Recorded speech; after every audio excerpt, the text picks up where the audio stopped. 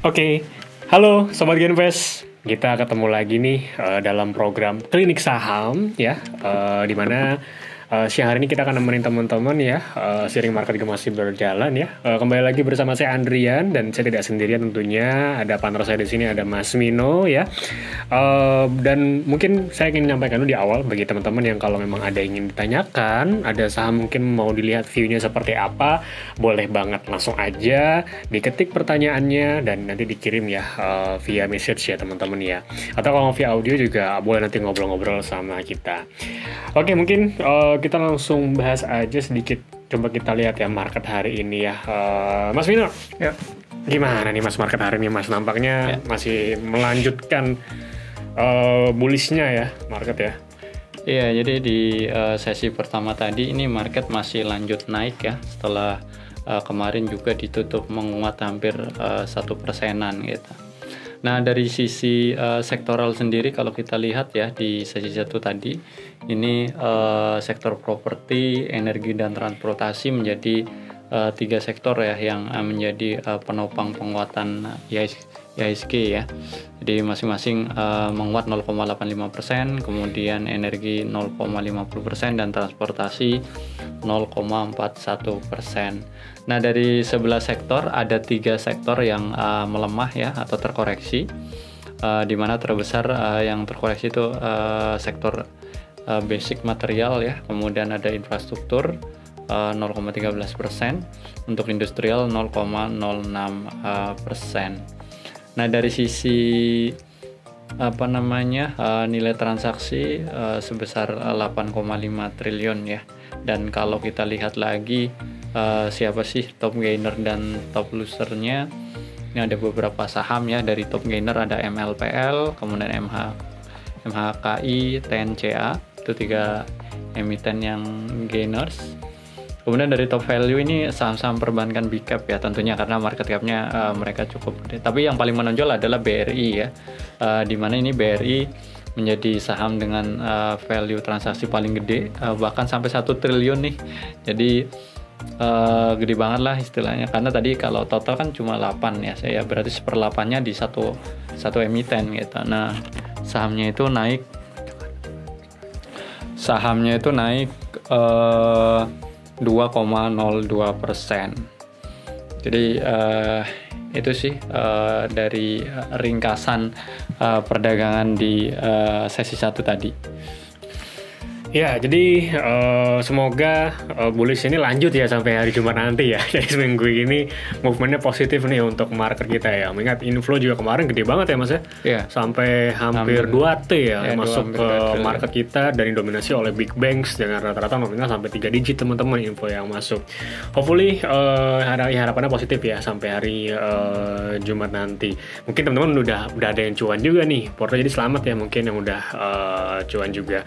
Hari ini juga ada rekomendasi kita BRIS, BRI ya juga udah kena TP ya Mas ya.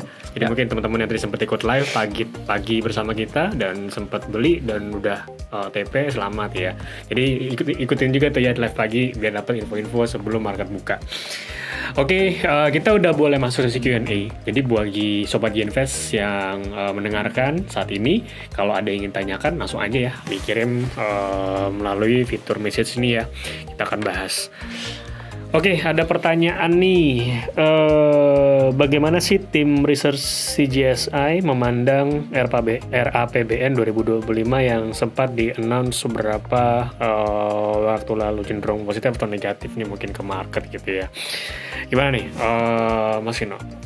Ya, kalau dari tim ekonom kita sih ngelihatnya ya untuk RAPBN 2025 ini dianggap sebagai sesuatu yang positif ya, walaupun untuk detail-detailnya itu sebenarnya belum banyak bisa dilihat ya di RAPBN 2025 gitu.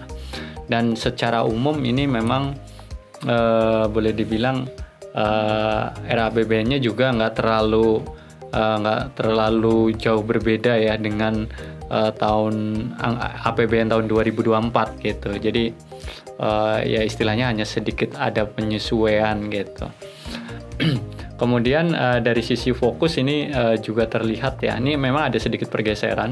Kalau tahun APBN sebelumnya kan fokus di infrastruktur ya, dengan budget yang cukup tinggi, tapi di RPBN tahun 2025 ini ada penurunan untuk budget infrastruktur, dialihkan ke yang ke budget untuk konsumsi ya. Jadi ya, salah satunya program makan gratis ya. Jadi itu ada pengalihan ke situ. Dan yang menarik juga adalah di RAPBN tahun 2025 itu ada akun lain-lain yang jumlahnya cukup besar ya, sekitar 600-an triliun. Yeah. Nah ini kalau menurut kita ini memberikan fleksibilitas sih terkait dengan perubahan nanti pas ini kan baru era APBN ya. Jadi era APBN nanti akan disahkan menjadi APBN dan juga membuka peluang untuk dilakukan adanya APBN perubahan gitu.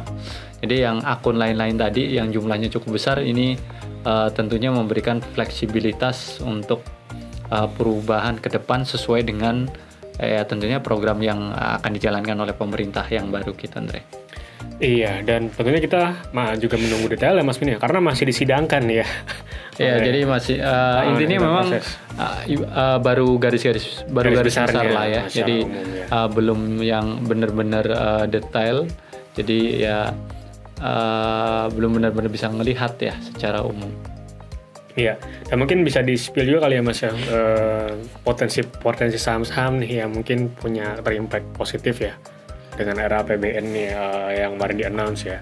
Ya, dari era APBN tahun 2025 itu kan fokusnya lebih ke arah daya beli masyarakat ya. Yep. Ya, terutama tadi ya dari sisi dengan adanya program makan siang gratis tentunya akan membantu daya beli ya. Istilahnya gini lah, gampangannya kan misalnya nih anak-anak yang tadinya jajan gitu kan dari orang tua atau orang tuanya ada spending untuk makan siang gitu misalnya, karena udah ditanggung pemerintah kan tentunya ini akan terbantu ya, akan berdampak pada daya beli terutama masyarakat yang menengah bawah gitu.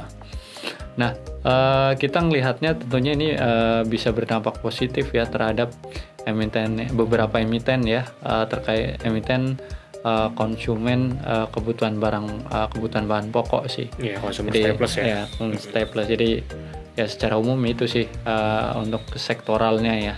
Ya tadi karena detailnya ini kan belum kelihatan ya. Jadi kita belum tahu secara pasti.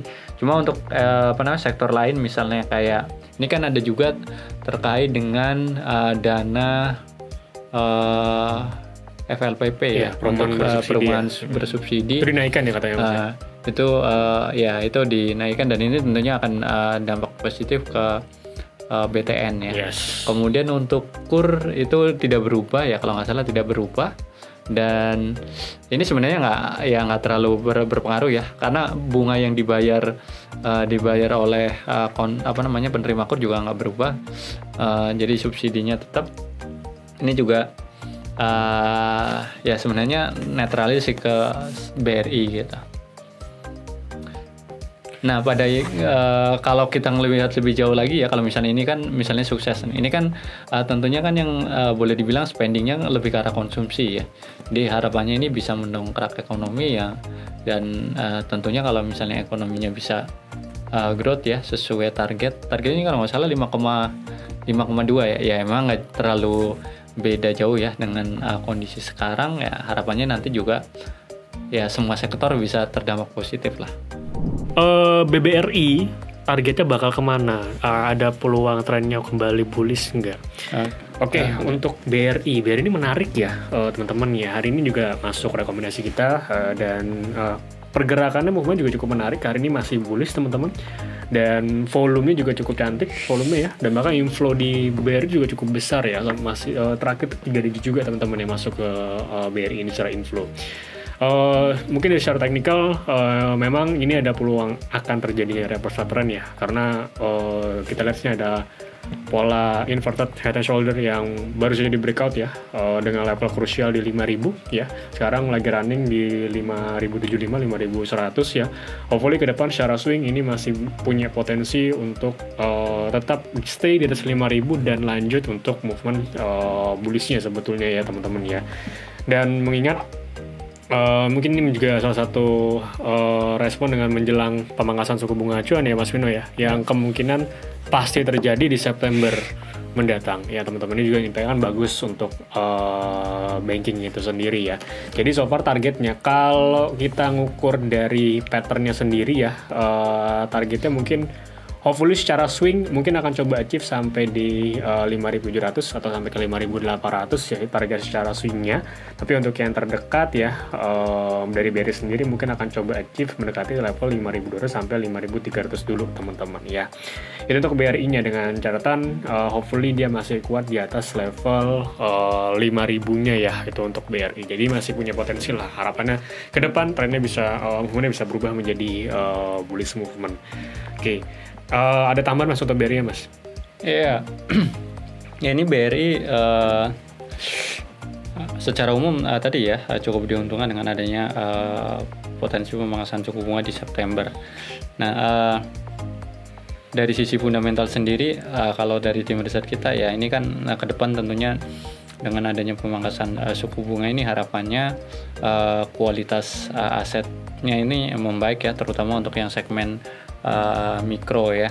Jadi harapannya bisa improvement. Kemudian dari sisi NIM juga harapannya juga bisa ketolong ya. Jadi nanti ketika suku bunga turun, suku bunga dana pihak ketiga juga turun, ini bisa berdampak positif terhadap NIM dari BRI. Nah, secara fundamental sendiri untuk BRI dari tim riset kita ini juga masih direkomendasikan add ya, atau direkomendasikan beli dengan target di 5.700 gitu. Jadi secara kesimpulan ya boleh dibilang baik secara valuasi maupun teknikal tadi masih cukup oke gitu. Ya, itu untuk BRI ya. Jadi masih cukup menarik teman dari sisi baik itu teknikal maupun secara fundamental dan sentimen yang menyelimutinya untuk beberapa waktu ke depan. Mungkin itu jadi pertanyaan terakhir ya. Tidak terasa hampir setengah jam kita menemani teman-teman ya. Thank you atas partisipasinya dan semoga dari live ini bisa memberikan insight ya agar porto teman-teman makin cuan tentunya. Oke, saya Andrian dan Mas Vino pamit undur diri. Nanti kita ketemu lagi dalam live klinik saham berikutnya. Thank you semuanya ya. Nanti kita ketemu lagi. Bye bye semua. Jangan lupa follow sosial media kita biar nggak ketinggalan banyak info menarik.